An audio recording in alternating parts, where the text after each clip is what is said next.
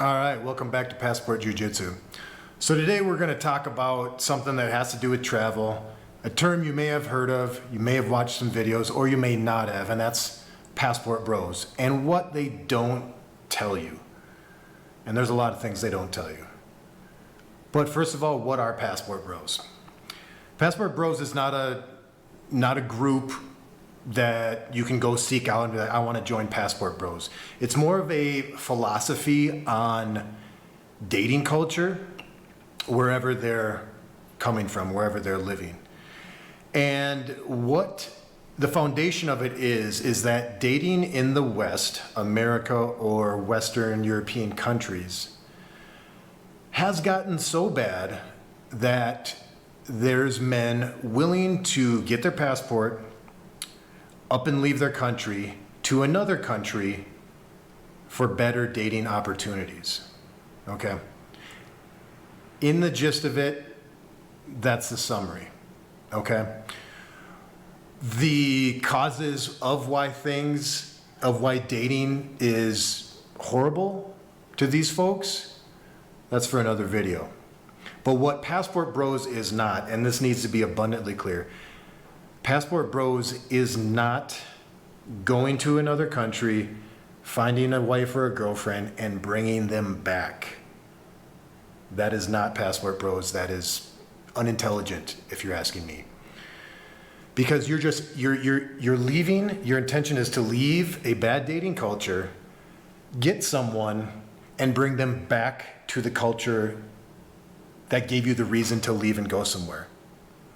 There's plenty of stories of men who have found fantastic women abroad, brought them back, and slowly over time, Western culture does things to people that is unsavory many times. Not every time, but many times.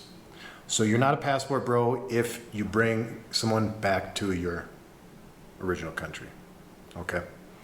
And why am I talking about this? What authority do I have? I left the States before Passport Bros was even a term getting thrown around the internet. And I stumbled upon this just by living my life. When I first moved to Tennessee, one thing I immediately noticed is from Minnesota to Tennessee, people were so much nicer in Tennessee. And there's a term, you may be in the Midwest, you may have heard it if you live in the Midwest, and that's called Minnesota nice. And we fancy ourselves that we're nice people. And I'd say overall, Minnesotans are kind and nice. But Tennessee and a lot of states in the South put us to absolute shame. They make our Minnesota nice not look so good. And then I moved from Tennessee to Puerto Rico. And this is where I kind of discovered Passport Bros before there was Passport Bros, just the philosophy around it. And what I noticed was women in Puerto Rico were kinder, more caring, better looking, more feminine. And those are, some of the top categories of traits that men look for in a mate. We're not looking for contention. We're not looking for difficulty. We're not looking for someone to add stress to our life. We're not looking for gold diggers, and we're not looking for huge-bodied people. So again, like a lot of travel vlogs, a lot of the Passport Bro videos, and look, this is like most YouTube videos, they have to sensualize the positive or the negative to grab our attention. Okay, why do you think so many people make a YouTube video thumbnail going like that? That gets us interested. We're like, oh, they're surprised, or they're curious, or they're aghast for some reason. I want to click on this and find out. And I think part of our intellectual maturation is understanding techniques and marketing that is used to pull us in, to get our attention, to buy products, things like that. Part of intellectual maturation is understanding that and then factoring that in to when we think, oh, I want to do this, I want to buy that, I want to go here. Okay, what percentage of that was how it was presented to me. Okay. And look, it's a wise business decision. If a channel's goal is to get the most viewership, the most eyes, look, I get it. It makes sense to have clickbait titles, to do the stupid face for your thumbnails. I get it. It makes sense. And in this channel, I want to refrain from that as much as possible. But look, it's still a channel. I still have to compete with the algorithm to get in front of others. So please like and subscribe to build that algorithm. But I want to try to keep this organic as possible. And look, I'll have to use some of it, but I'm going to try to use as little as possible. And so Passport Bros typically highlight the positive things only of moving abroad and dating and finding women. But I want to talk about the things that they don't tell you, okay? And one of the things they don't tell you, and this goes back to my video of the importance of building a social circle. They don't talk a lot of the other headaches and just hurdles you have to jump through with moving to another country, okay? It's not just you land on, your plane lands, you step outside of the airport, and there's just a line of women waiting to date you and waiting to bed you. They make it seem like that, and it's an inconvenience to those who fall for that, move, and then go and then find out, hey, it's not really like that. Not only is it not like that, there's other super important factors to consider as a man when moving abroad. Social circle is one of the most important things for men. Most of us we make our friends in high school, college, and that's our friends for life, okay? And the numbers slowly dwindle over time. We lose contact with some folks and we have kind of a core group, okay? You're gonna need some friends as a guy when you move. You're gonna need to find a community. This is why I say having a gi is your best travel companion. Jiu-jitsu, you instantly plug in with the community. You instantly plug in with people of a common interest, share goals. And the social circle is super important, okay? Men are not great, mostly, at building friendships like women are. It seems to be a natural ability for women to just start chatting up each other in like a grocery store line, at a coffee shop, here, there, everywhere. But for us men, it's a little bit more difficult it's easier to make an approach, to have an introduction, to talk to someone, but to build that up into becoming, decent friends. But we need it more, I think, than women. Women need it, but it's kind of their natural ability. Men need it, but it's not our natural ability. Look, when times are tough, when you go through a breakup, when you lose a parent, when you lose a grandparent, when you lose a dog, when you get fired, when you get promoted, when you find a new girl, when something happens, you want your bros to be there to help catch you when you fall, but also to celebrate your successes when you have them. It's so critically important. But most Passport Bro videos make it seem like that. Like you are just gonna get off the airplane, land, and just start going on 30 dates with the most beautiful women you've ever met, okay? But the reality is, you will still have to maximize, if you want the best results, your potential as a dating partner, as a mate. Are you healthy? Do you exercise? How's your physical appearance? Have you maximized that? How's your finances? Have you maximized that to the best of your ability? How's your style? How's your conversation skills, okay? You don't have to be Tony Robbins to start this, but have a self-assessment. If you're very shy around people right now, start taking steps to address that. If you're super broke right now, you're gonna have to figure out a plan to at least have a cushion when you move that you can survive off of until you figure out what you're gonna do. And Passport Bros also make it seem like it's just beach parties, beach parties during the day, club parties at night, all week long. It's not that. And be honest, do you want that? Like endlessly. I'm sure there's some people who are still going through, I'll say it kindly, going through their maturation that may say, yes, I would love to party every day, all day. But we all know, even folks who want to do that, we all know that's not healthy. We all know that it gets old, you know, at most after a week, a few days, for myself. You go to an all-inclusive resort, in Jamaica, wherever, here or there, and it's just free food and booze for however long you're there. Like, most people by like day 2 or day 3, they're like tapping out. Like, I'm ready to get back, or they just, hey, I need to take a break today. Okay. That's not the reality of things. And unfortunately, they do a disservice to susceptible men who are vulnerable, who are in a dry spell dating, maybe, or who are super down after going through a divorce or for losing a girlfriend, and they think, this is my solution. I just need to go to Colombia. I just need to go to Thailand, and everything's going to be great. That's not the reality. The reality is this: wherever you go, your sexual market value may go up 1 to 2 points based on where you go and some of the previous things we talked about. Have you maximized those categories? You're only going to go up 1 or 2 points in countries that have a different culture but are friendly to Westerners, Americans or Western Europe. Okay? You're not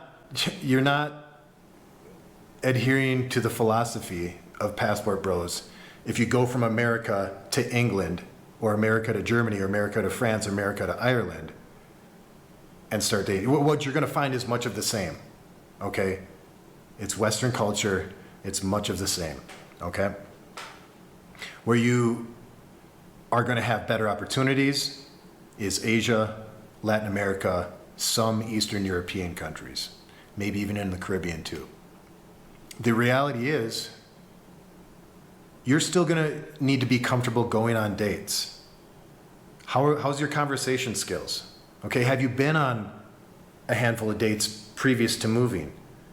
You're not just going to gain these skills when you get over there. And again, they paint us a disservice, or they do a disservice to us by painting the picture that, you're just going to go there and it's just going to be date after date after date, party after party, women just coming at you. That's not the case, okay? You're still going to need conversation skills. You're still going to need to be able to get to the first date, past that, to the second, to the third date, and beyond, okay? How is that going for you in the past? Okay? Do an honest self-assessment. And there's nothing wrong if you need to make up some ground or if you need to gain some skills in that area. Also, the reality is customs are different. A lot of these places are more conservative than where you're coming from.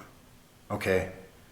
It may be expected to you to pay for a taxi for her to get to the date, to pay for an Uber for her to get to the date. It is likely expected of you to pay for that first date and possibly all dates. It's much different from, dates I've been on with American women, and they a lot of times they offer to split or pay on the first or second date, and it's like, come on, I get it, I appreciate that equality, but let me take care of this. I'll let them pay eventually, but it's just the norm in some places where men pay when you go out with a woman every single time. And it's not that the woman is entitled and has a strong expectation of that. That's just the norm there. That's just the norm there. Okay, so that's going to be a little bit different in some places. And again, to take off those categories I talked about that are good to maximize: finances, style, conversation skills, physicality, okay? And that's this. Like a turtle and a turtle's shell, your personality will go with you wherever you go. And that kind of makes sense. We kind of get that. But you're not going to automatically, and this goes back to the conversation skills, but you're not going to automatically arrive somewhere and magically, like in the Matrix, when Trinity says, give me the download of how to fly this type of helicopter, and instantly she knows how to fly it. You're not going to instantly have great conversation skills if you have subpar, or mediocre conversation skills. And I heard that quote in this book, Choose Life, by Daniel Prince. Fantastic little book. It's a short read. I'm still going through it. But what Daniel did, slight tangent, is he was just living the corporate life, 4 kids, wife, and he one day, not just all of a sudden, he had thought about it a long time, but one day he's like, I'm done. Left his job, pulled the kids out of school, and him and his family have been traveling nonstop for, I think this was written in 2017. So we're getting close to, 7, 8 years. And he talks about how he did it, the philosophy behind it. Fantastic book, Choose Life. Okay, back. But one of the good realities is that there are, look, if you're frustrated with the dating scene, with the dating pool of where you're at, there are much kinder women, much more beautiful women, kind and beautiful women. Okay, I know that's a combo that's hard to come by in some Western areas. But a good partner, a good girlfriend, a good wife, it adds a ton of value and enjoyment and fulfillment of shared experiences to life. Okay? I've got nothing wrong with men wanting to go their own way. I understand why they do it. I got nothing wrong with someone who just doesn't want to date for whatever their own personal reasons are. There's nothing wrong with that. Okay? But if you want to date, if you do want to get married, if you want to maximize that choice, I really do think in the times we live in, the best way to do that is to move abroad, to Latin America, to Asia, some European countries. Who we spend our time with who our love partner is, who our girlfriend is, who our wife is. We spend a lot of time with these people. It is a serious detriment to the quality of our lives when we don't maximize that choice. It's a detriment having negative people in our lives. I think we all know that. It's one of those things easier said than done sometimes. But with women, a lot of times the beauty factor can make us ignore, forget, brush aside certain red flags. And I'm just here to tell you that where I've been, Puerto Rico, Central America, South America, it's extremely true. They're kinder, they're more caring, they're more feminine, they look better. Okay, that's my opinion. But that's also my experience. So much so, and this wasn't my intention when I left the United States to go to Puerto Rico. Yes, I get it's a U.S. territory. But this is such a strong observation of my living abroad that, remember when I said Tennessee made Minnesota nice look not so nice? Other women from Latin countries and the Caribbean, where I've been, make American women and Western women not seem nice at all. And it's very refreshing when you meet this new level of kindness, not only in the culture, but of how you're treated by women. Okay? So moving abroad, moving to a country for new experiences, new food, new people, new things to see, whatever, you just need a reset, can be extremely beneficial in so many different ways. If dating is your primary reason, that's okay. I think you should expand into other interests of why you want to move. Okay? But, in my opinion, if you do, your experience is going to be 1 to 2 points better than what you're experiencing in the United States or Western Europe. But remember, you still need to do the work. Finances, physicality, style, conversation skills. Okay? Hope that helps. Like and subscribe. Thanks for watching.